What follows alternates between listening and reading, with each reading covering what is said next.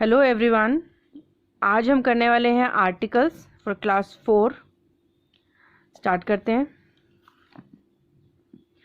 हम सबको पता है कि आर्टिकल्स होते हैं 3। कौन कौन से? A and the. Yes, a an और द, ये 3 आर्टिकल्स होते हैं। और हमने प्रीवियस क्लास में ये भी पढ़ा हुआ है कि जिस भी वर्ड के पहले पहला लेटर अगर वॉवल हो तो हम उसके साथ यूज़ करते हैं एन, और जिस भी वर्ड का सबसे पहला लेटर हो कॉन्सोनेंट उसके साथ हम यूज़ करते हैं ए। तो अब जब हमें ये बातें पता है तो फिर हम आज सीखने क्या वाले हैं? राइट, हम सीखने वाले हैं कि कई बार हम जानते हुए भी रॉन्ग कर देते हैं, कुछ चीज़ें हम रॉन्ग कर देते हैं, तो उसी को हम थोड़ा सा आगे चल के पढ़ने वाले हैं। ये देखिए, पहले मैं थोड़ा सा एक बार रिवाइज करा देती हूँ कि वॉवल्स कौन से होते हैं हमारे इंग्लिश में, ए ई आई ओ यू। और हिंदी के स्वर, जिसको वॉवल्स को हिंदी में स्वर बोलते हैं, और हिंदी के स्वर कौन कौन से होते हैं? अ आ ई उ ए ओ अंग अह, है ना। बाकी इसके अलावा बाकी जो लेटर्स बच गए वो सारे होते हैं कॉन्सोनेंट।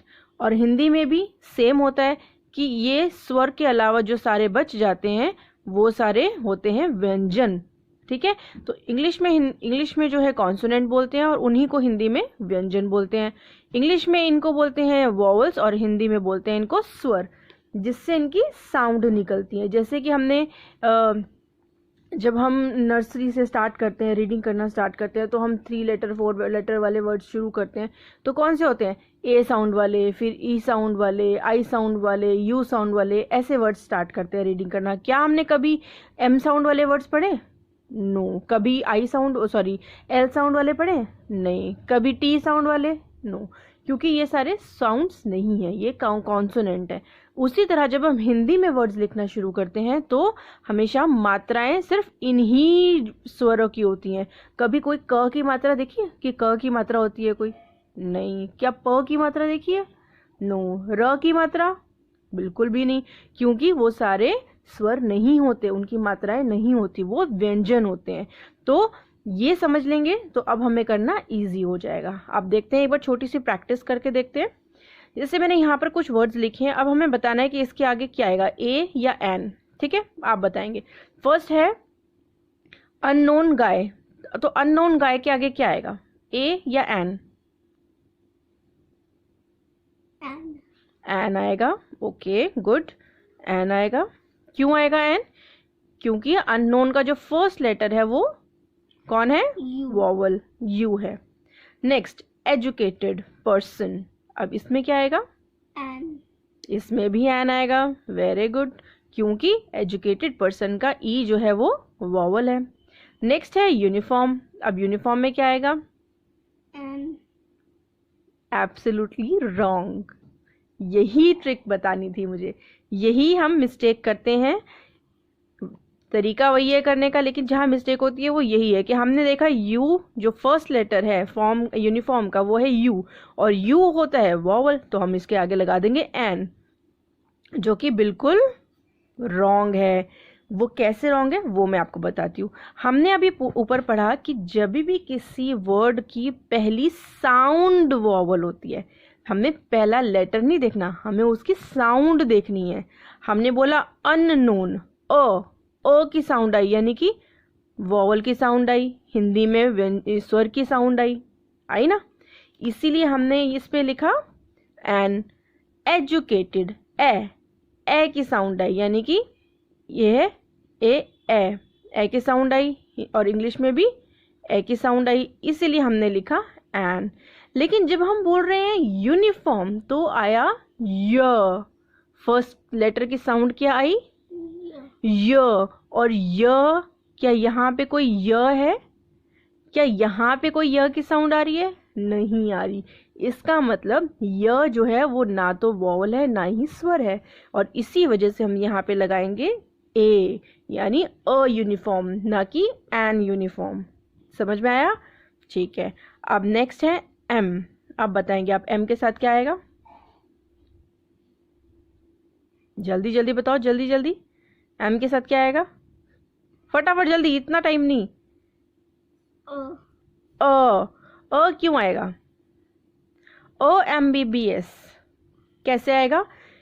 M, इसमें भी इस तरह की जो चीज़ें लिखी होती हैं, MBBS डॉक्टर या कोई PhD लिखा हो या फिर BTech लिखा हो, इस तरह के वर्ड्स के साथ भी, वर्ड्स नहीं है ये, एम्प्रोबेशन होते हैं, तो इनके साथ भी हम इनका फर्स्ट साउंड ही देखते हैं, फर्स्ट लेटर की साउंड ही देखते हैं। अब इसमें क्या है?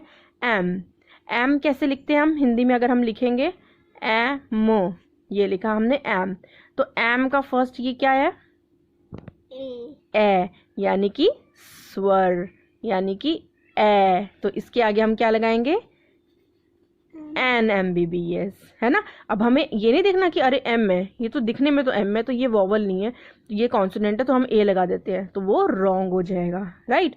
अब अगली का यू, अ की साउंड आ रही है, यानी अ यहाँ भी है और यहाँ भी है, तो इसके साथ आएगा एन।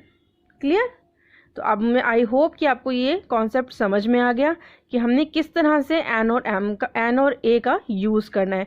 हमें फर्स्ट लेटर नहीं देखना है, उसकी साउंड देखनी है। क्या देखनी है हमें? उसकी साउंड। यस, हमें उसकी साउंड देखनी है कि क्या उसकी साउंड वॉवल है, क्या स्वर की साउंड आ रही है, तभी उसके हिसाब से हमें डिसाइड करना है कि ए आएगा या फिर एन आएगा। ऐसा नहीं कि खाली यू लिखा है तो यू को देखकर हम एन लगा दें तो वो रॉन्ग हो जाएगा, एम को देख के हम ए लगा दें तो वो रॉन्ग हो जाएगा, है ना। तो हमें सिर्फ की साउंड्स देखनी है, और ये क्लियर मैंने आपको यहाँ कर दिया है कि ये साउंड्स इस तरह से हम हिंदी और इंग्लिश दोनों में देख सकते हैं, ताकि ज़्यादा से ज़्यादा हमें अच्छे से रिवाइज हो जाए। ठीक है, अब देखते हैं द का कॉन्सेप्ट। द का कॉन्सेप्ट हम वहाँ लगाते हैं जहाँ पे पहली चीज़, जो भी कोई डेफिनेट चीज़ होती है, कोई भी डेफिनेट यानी जिसका हमें पक्का पता होता है, और बहुत यूनिक चीज़ें होती हैं, जैसे द स्टार्स, द मून, है ना। ये यूनिक है और ये पूरे वर्ल्ड में एक ही है, इसके जैसी और नहीं है। तो ऐसी चीज़ों के साथ हम हमेशा द लगाते हैं, द प्लैनेट्स, है ना, ऐसे लगाते हैं। अच्छा, अब कुछ और इसके अलावा हमेशा रिवर्स के नाम जब भी आते हैं, रिवर्स के नाम होते हैं, होली बुक्स के नाम होते हैं, न्यूज़पेपर का नाम होगा, किसी क्लास का नाम होगा, यानी कि ग्रुप, क्लास मतलब ग्रुप, किसी के ग्रुप के बारे में जब हम बता रहे हो, सिंगल नहीं जी, ग्रुप का मतलब जिसमें ज़्यादा लोग होते हैं या ज़्यादा चीज़ें होती हैं, है ना, तो उसमें हम द का यूज़ करते हैं। उसके अलावा कोई भी प्लूरल चीज़ होगी उसके साथ हम द का यूज़ करते हैं, जैसे कि द गंगा, गंगा कौन है? रिवर, तो यहाँ पे हमें ऑटोमेटिकली द ही आएगा। गंगा एक ही है, लेकिन रिवर की वजह से, क्योंकि गंगा रिवर है, इसलिए हमें उसके साथ द लगाना ही लगाना है। द यमुना, द गोदावरी, है ना, तो रिवर्स के नाम के साथ हमें द लगाना होता है। उसके बाद है होली बुक्स, होली बुक्स के साथ भी हमें द हमेशा लगाना होता है। The Bible, the Gita. Holy books क्या होती हैं? किसी भी धर्म की एक ग्रंथ होते हैं जिससे वो धर्म चलता है ना, तो वो उसको होली बुक बोलते हैं। जैसे हमारी हिंदू जो धर्म की जो होली बुक है वो है गीता, तो इसलिए हमने लगाया है द गीता। क्रिश्चियंस की होली बुक होती है द बाइबल, तो हमने बाइबल लगाया। द कुरान शरीफ, है ना, तो ऐसे ही जिस जिसकी होती है सबके साथ कुरान ये द लगाया जाता है।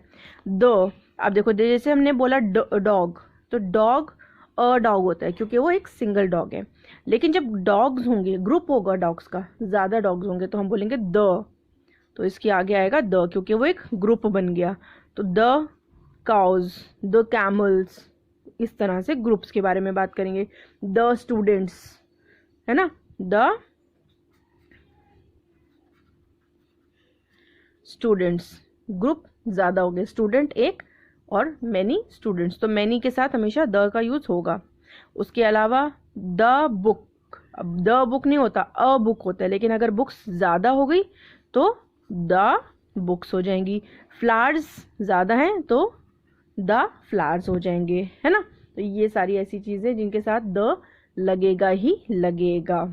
नेक्स्ट, कुछ ऐसी भी चीज़ें होती हैं जिसके साथ द कभी भी नहीं लगाया जाता, या फिर कोई भी आर्टिकल नहीं लगाया जाता, ना ही तो ए, ना ही एन और ना ही द। देखते हैं वो कौन कौन से होते हैं। सबसे पहले होता है कंट्रीज। किसी भी कंट्री का नाम अगर आप आता है तो हमें उसके साथ कभी भी द या कोई और आर्टिकल नहीं लगाना होता। जैसे दिल्ली, मुंबई, गुजरात, गोवा, बंगाल, तमिलनाडु, कोई भी राजस्थान, कुछ भी आप बोल सकते हैं, कोई भी सिटी हो या कोई कंट्री हो, अमेरिका, कनाडा, इंडिया, है ना। तो कंट्रीज और स्टेट्स के नाम के साथ कभी भी द नहीं आता, यानी इनके साथ में द नहीं आता। यहाँ पे मैंने सिटीज के नाम लिखे, आप कंट्रीज के नाम भी आप यहाँ पे लिख सकते हो, है ना।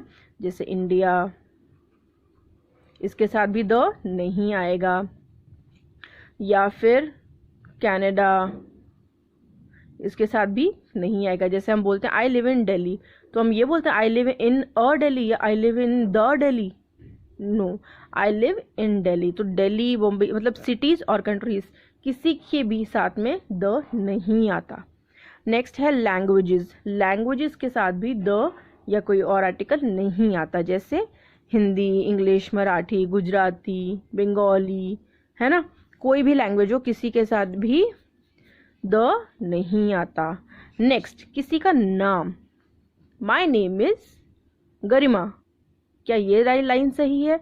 या फिर माई नेम इज द गरिमा, ये सही है?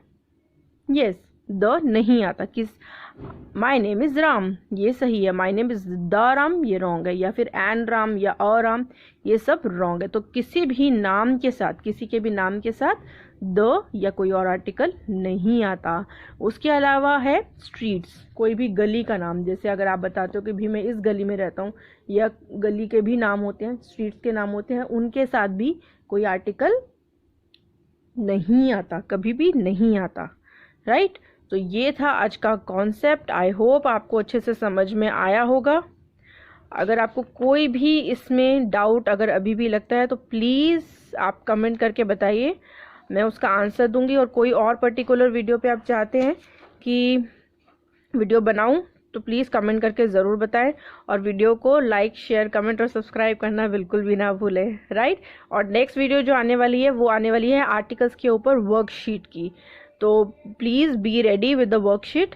आपको मैं वर्कशीट बना के दूंगी, आप उसको ट्राई करें। कोई कन्फ्यूजन होती है तो प्लीज़ आप ज़रूर बताएं। Thank you, take care and stay safe.